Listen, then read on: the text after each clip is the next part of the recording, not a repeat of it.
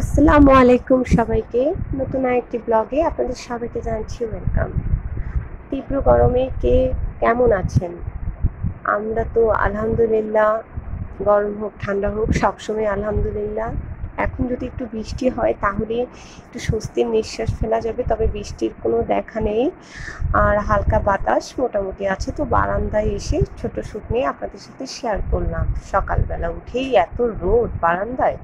তারপর রান্নাঘরে চলে আসলাম। এসে এই তো আমি আমার রুটিগুলো বানিয়ে নিলাম, যেহেতু বাচ্চার বাবা সকালবেলায় অফিসে চলে যায় 8টার ভিতর, 8টা থেকে 8:30টার ভিতর। তো তার আগে আমি নাস্তাটা রেডি করে ফেলি। এই যে একটা ডিম ভেজে নিলাম পেঁয়াজ মরিচ কুচি দিয়ে, আর রুটি বানিয়ে নিয়েছি। আর তার সাথে ছিল আলু ভাজি, এই মানে সিদ্ধ আটার রুটি, ডিম ভাজা, আলু ভাজি, সাথে দুধ চা। এটা আমাদের খুবই খুবই প্রিয় একটা নাস্তা।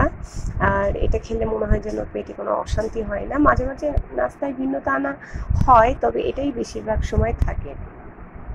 তো আপনাদের সাথে এই ছোট ছোট ব্লগগুলো শেয়ার করি আপনাদের সাথে নিত্যদিনের কাজকর্ম। তো ভিডিওটি যদি ভালো লাগে, যারা আমার চ্যানেলটিকে সাবস্ক্রাইব করেছেন সবাইকে অসংখ্য ধন্যবাদ।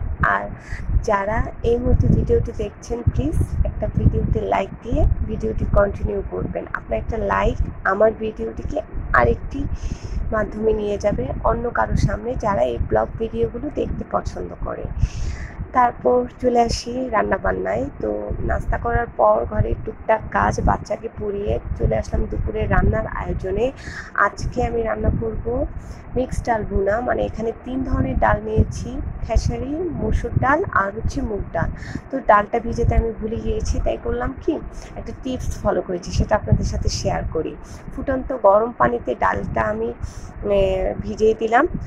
তারপর আমি এই যে বেকিং সোডা দেখতে পাচ্ছেন, যেটা খাবার সোডা, যেটা আমরা কেকে বা অন্যান্য খাবারের আইটেমে ব্যবহার করি, সেখান থেকে খুব সামান্য একটু বেকিং সোডা নিয়ে আমি এই ডালের মিশ্রণে দিয়ে দিব। মানে এভাবে আমি ঘন্টা খানেক রাখা, মানে 30 মিনিটের মধ্যে রাখলে আপনার ডালটা পর্যাপ্ত পরিমাণ ভিজে আসবে, যাতে আপনার যে আগে যে ডালটা করে মানে ভিজিয়ে রাখেননি সেই সমস্যাটা আর থাকবে না, মানে ডালটা দ্রুত সিদ্ধ হয়ে যাবে।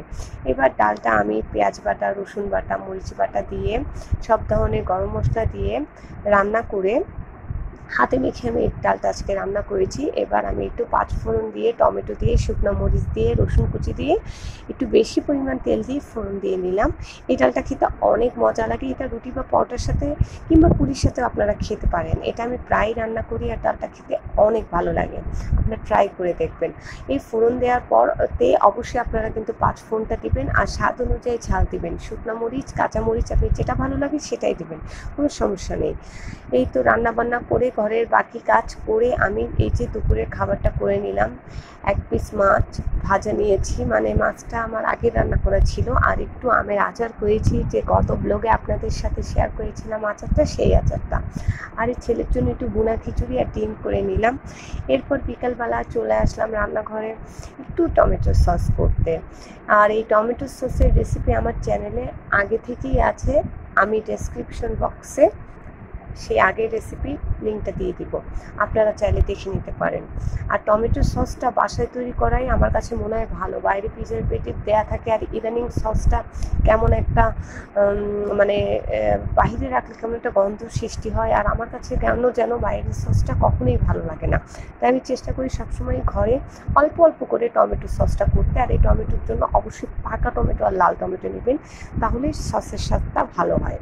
আর সন্ধ্যাবেলা চলে আসলাম, একটু আলু পুরি করেছিলাম, যদিও গরম, তারপরও মনে হচ্ছিল একটু ভাজা পোড়া খাই। আলু পুরি আর চা হলে তো মন্দ হয় না। তো আলু পুরিটা করে আমি একটু চা করে নিলাম।